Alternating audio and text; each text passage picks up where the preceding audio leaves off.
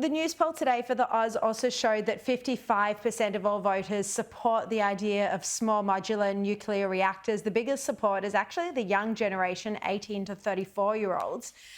Cameron, Labor's ruled out any changes at all. Chris Bowen, just on the weekend, he wrote a piece for the Oz saying that nuclear energy is a fairy tale. He says, like many things in the climate debate, the push for nuclear power has taken on a singular importance in the culture wars.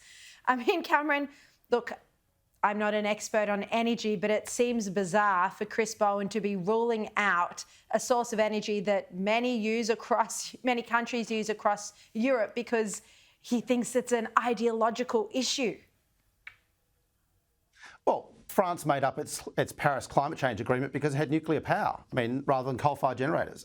So look, I think people want cheaper power. They want reliable power, they want cheaper power. And quite frankly, if the solar and the wind and the batteries isn't going to work, then we should be mature enough as a country to do what the UK, the French, the Germans, the US and Japan and many other countries do and have nuclear power as part of the mix. It's a no-brainer. And the fact that 18 to 34-year-olds say it tells you that's the case. Joe, what do you think about this? Do you think Chris Bowen has been too hasty and radical in just ruling out what could be a very sensible future source of power? Well, I think it's completely unsurprising, Sherry. There are a number of sacred cows of Labor policy and they're opposed to nuclear power, just like they're opposed to changing the GST. So this is Labor's standard position. No one should be surprised that this is what Chris Bowen has said. But what we are seeing is we're seeing the politics of the energy debate now start to change. And what will happen going to the next election is that we know that Peter Dutton is finalising a new energy policy. We're almost certain to see a plan for the rollout of small modular reactors on the sites of coal-fired power stations. We'll get some costs. We'll get timelines. And this isn't about 2030. The technology has a longer time lag than that. This will be fed into the politics of the debate about reaching the 2050 target of net zero.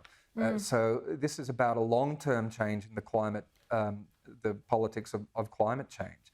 And Chris Bowen is going to need to be able to respond to the changing politics. And simply dismissing it as a distraction or an attempt by the coalition to engage in the culture wars, I think is an inadequate response. Yeah.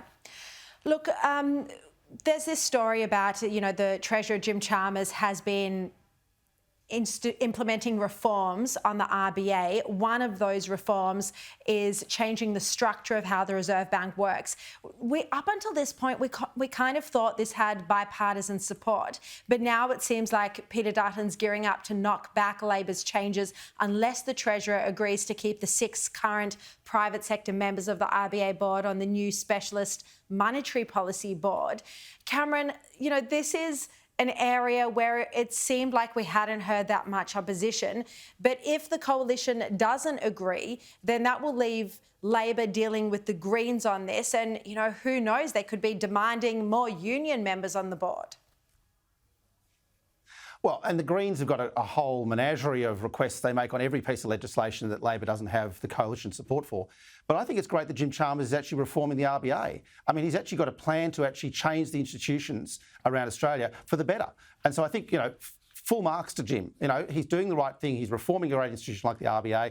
And I'm sure he'll get his legislation through without having to kowtow to the Greens and their crazy demands. Yeah. Joe, what do you think about this? The part of the reforms that some economists have questioned is having that dual mandate for the RBA, adding employment as a mandate rather than just inflation. Do you think that could be problematic? Well, it's probably surprising. I don't share Cameron's view on this particular issue. I think that, what we see is when there's a new Labor government, Labor is good at actually changing institutions.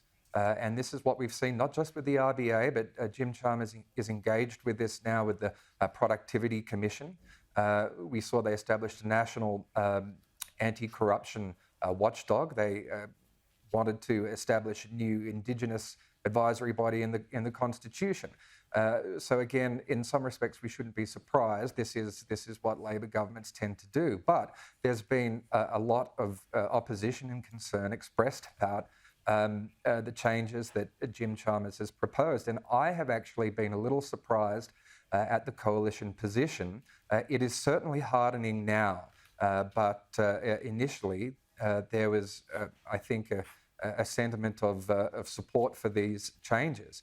But the key issue at the moment is the membership of the new Specialist Monetary Policy Board. Will there be continuity? Will the current members of the RBA board be rolled over to the new Specialist Monetary Policy Board with their tenures intact? Now, I haven't heard a clear answer from the government on that issue yet. And my understanding is that unless the coalition receives assurances that this will be the case, that they will vote against that legislation. And then that will mean that this overhaul of the institution will be left to the passage of the Greens.